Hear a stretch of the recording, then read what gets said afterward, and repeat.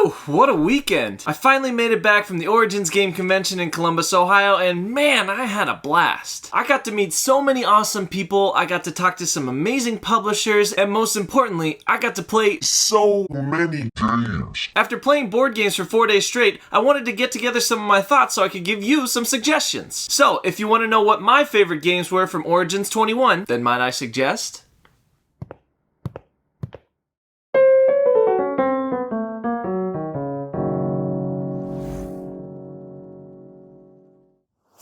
Hi, I'm Alex and welcome to Might I Suggest a Game, a channel devoted to helping you find your perfect board game. Today we're going to be talking about all things Origins. I'm going to talk about all the games that I played and demoed. I'm going to run through my most anticipated list from a couple weeks ago to see how I netted out. And because they didn't give out awards at Origins this year, I'm going to give out my own Origins awards. Now we've got a lot to cover today, so I want to jump right into it. But before we start, I want to give a quick shout out to Lane from Meeples Crossing who gave me this awesome Wingspan themed t-shirt. He's got a lot of cool stuff in his shop, so if you want to check it out, click the link below in my description. Alright, now let's get into it. While I was at Origins, I either played or demoed 28 unique games. And on top of all that, I even had enough time to have Skyline twice. If you know, you know. Anyways, the 28 different games that I either played or demoed are, and I gotta take a big breath for this one. Troy's Dice, Red Rising, Dune Imperium, Machikoro 2, That Time You Killed Me, The Loop, Four Gardens, Juicy Fruits, Rorschach, Picture Perfect, Galaxy Trucker, Cowboy Bebop, Space Serenade, Adventure Games, The Grand Hotel Abaddon, Tutankhamun, Dice Miner, Unmatched Battle of Legends Volume 2, Cartographer's Heroes, Role Player Adventures, Cape May, Katara, Rival Restaurants, Illiterati, Chai Tea for 2, On the Rocks, Lawyer Up, Rift Force, and Brew. Whew, I never should have tried to do that in one breath. Anyways, there are so many good games on this list, and I'm going to start by talking about the ones I talked about in my most anticipated episode a couple of weeks ago. You can find the link to that one up here. So, will one of these games that I played at Origins be the perfect game for you? Let's find out, shall we?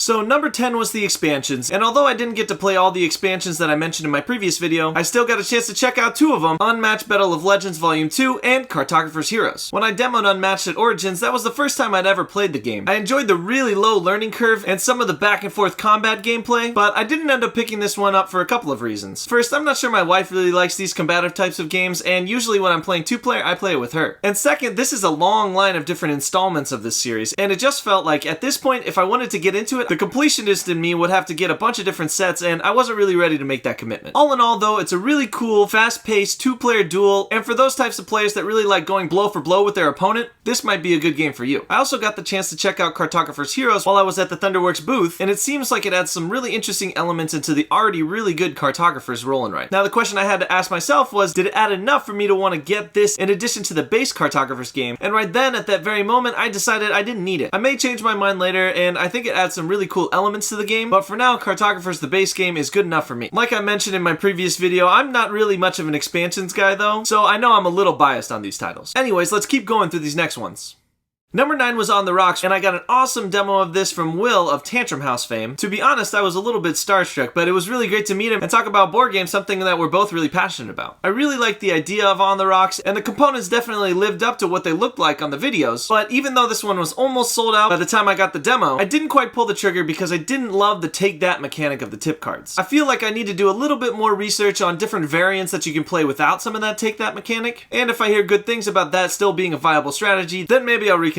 Overall though, this game still really impressed me, and I definitely still have it on my list, but I think I want to try and play it a few times before I officially make the decision to pull the trigger. I felt a similar way about number 8 on the list, Tutankhamun. We demoed the deluxe version of Tutankhamun, and man, those components are really impressive. The wooden river tiles were really nice and thick, and the rest of the game and the art was really well done, but my question was, did it really need it? A lot of the fancy pieces in the deluxe version didn't really contribute to the gameplay, so it felt like they were just fancy for the sake of being fancy. I still think this was a cool game. The reason why I didn't pick it up though was because I thought I had kind of similar titles in my collection already. The sort of traveling along a path set collection element really reminded me of one of my favorite games, Takedo, and if I had to choose between the two, I feel like most of the time I'd choose Takedo. Because of that, I didn't really feel like if I bought Tutankhamun that it would get to the table very often, so I decided to pass, even though I thought the game was really cool. As someone with an already way too large collection, these are the decisions that you have to make. You are tearing me apart! Lisa! Anyways, Tutankhamun was still a really simple and fun game, and if you don't have anything like it already in your collection, then I definitely suggest it to you. Next one on the list was Dice Miner, and I'll start by saying I really love the components, the custom dice, and all the artwork, but the one thing that held me back from wanting to purchase this was that I didn't love the 2-player version of this game. I definitely think the sweet spot for this game would probably be between 3 and 4 players, but I played it with 2, and the back and forth seemed a little too take-thatty for my taste. I'm always trying to evaluate games at a 2-player count because that's the one I play most often. So when I played a 2-player and I didn't love it, I decided to pass on this one, even though it's been getting a lot of hype lately. It also didn't help that I lost by like 50 points.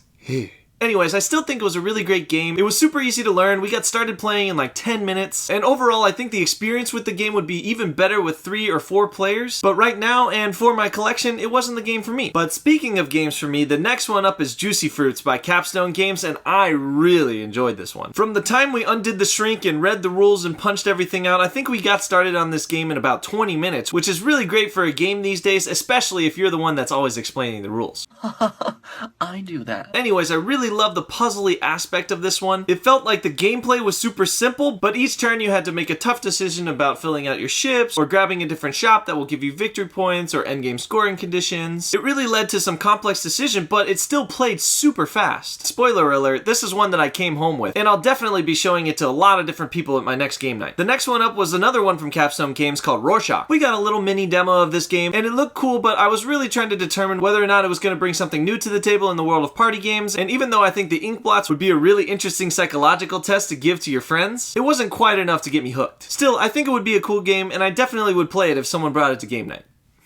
The next two were the only two on my list that I didn't actually get a chance to play. Even though Mayscape and Hammer Time were both supposed to be at Origins in some capacity, I didn't see them the whole weekend and I was kind of bummed. So if you wanted to know more about those ones, you'll have to wait until later. Anyways, only 2 more. Number 2 was Brew from Pandasaurus Games, and I picked up a copy of this on my first day there. We got a little bit of a demo from the awesome folks at the Pandasaurus booth. Shout out Danny and crew. And then my brother and I got a chance to play it all the way through later on in the weekend. Brew has a really interesting mix of so many different mechanics, but somehow it packs it into a really easy to understand package. In a game that features area control, dice placement, resource collection, order completion, and all kinds of different mechanics mashed together, you'd think that the rules for this one would be really complex. But actually, the game itself is quite simple to learn, even though it does hide a really great depth of strategy in it. I'm really glad I got to get a demo of this one. Like I said before, it was one that I brought home with me, so it must have been pretty good. So if you're looking for a really good gateway game that'll introduce your friends to a bunch of different mechanics that are really popular in more strategic board games these days, then might I suggest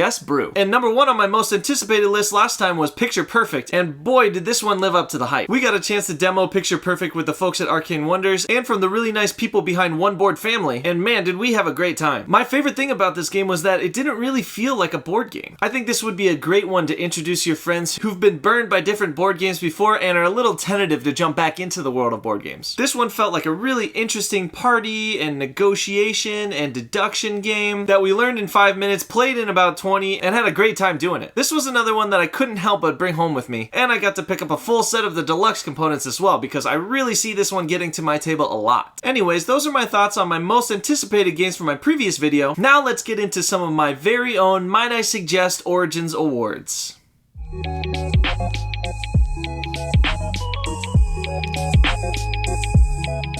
Since we just talked about most anticipated games, and I did get the chance at Origins to play a few games that aren't quite out yet, I wanted to give an award for my most anticipated game at Origins, and that one has to go to Cape May from Thunderworks Games. Cape May is a really interesting new city building game for 1 to 4 players that plays in about 1 to 2 hours. The idea behind this game is to build different houses and retail stores on the Jersey Shore to try to go down in history as the most successful developer of Cape May. The first thing to note about this game is that the components are amazing. When you first build a home, you'll put down a little tile, but as you upgrade that home, you'll replace it with these really awesome 3D Victorian home components, and then when you upgrade it even further, you'll even get to put a white picket fence around it. In addition to the awesome components and the really cool artwork, the gameplay features a really interesting mix of mechanics that seem like a new and fresh combination that I'd never seen before. On your turn, you're using movement cards to move around, and then you can use actions to build and develop different properties, but there's also mechanics built in the game where you can just relax and go bird watching. It seems like there's a lot of different ways to win this one, and playing the demo got me really excited to try this one out when it comes out in November. So if you've always wanted to go on an East Coast vacation to the Jersey Shore,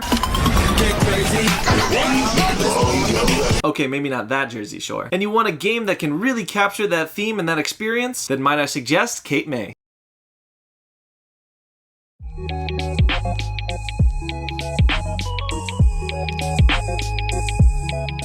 The next award for me is my biggest surprise from Origins, and this one has to go to Katara from Yellow Games. Now, Katara is a really interesting area control game for 2 to 4 players that plays in about 40 minutes. Personally, I'm not a huge fan of area control games because often they can feature these really mean or combative mechanics that can really alienate players. Personally, I like all my friends to be friends at the end of game night, so I don't usually pick up games like this. Katara is different though because even though there's combat involved, you're never removing your opponent's players off the board. So it ends up just being this really interesting push and pull of trying to maximize how many victory points you can get each turn. This game was really easy to pick up, and it was even easier because I got a demo of it from the designer himself, Eric B. Vogel. Shout out Eric for the awesome demo. It's always so great to get a demo from the person that designed it because there's literally no one else in the world that knows it better than they do. I got a chance to play it with 2 players and with 3 players, and I really enjoyed both plays. When I first walked past this game, I didn't even give it a second look because usually I don't like games like this. I see dudes on a map and I maybe listen for a couple of minutes and then I walk away. But Katara had me hooked, and I even came home with the signed copy and the promo pieces, so you could say I'm a fan. So anyways, if you're looking for a great foray into the area control dudes on a map genre, and you also want to make sure your friends are still your friends at the end of the game night, then might I suggest Katara.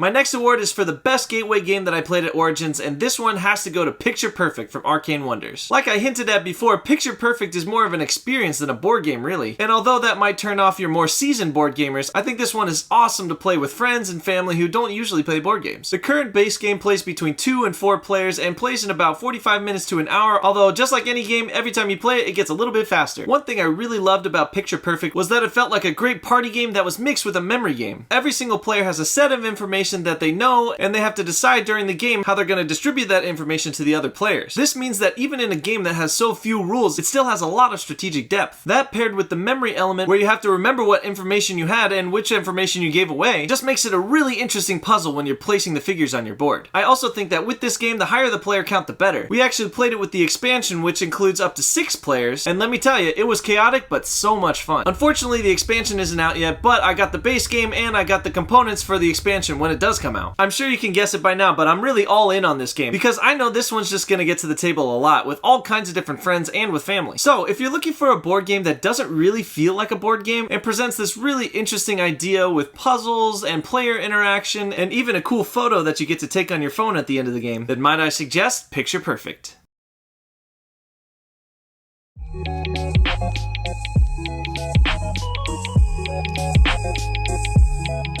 Alright, I've got 2 more awards left, and these go to my best in class. This first one is for the best overall publisher at Origins, and this Might I Suggest award goes to Pandasaurus Games. I was just super impressed with the variety of offerings that Pandasaurus had at Origins. Honestly, the only ones we didn't get to demo were Dinosaur World and Wild Space. They had a new twist on an old classic with Machikoro 2. They had a really interesting new cooperative game called The Loop. They had a great gateway game with awesome art and brew, and they have this really brain-bending abstract game coming out soon called That Time You Killed Me. I've been a big fan of Pandasaurus from the start, and I'm really excited to see all the new games that they're coming out with, not to mention the fact that their current catalog is one of my favorites. So if you're looking for a publisher to support that's been doing some really awesome stuff lately and is about to drop some games that'll blow your mind, then might I suggest Pandasaurus Games.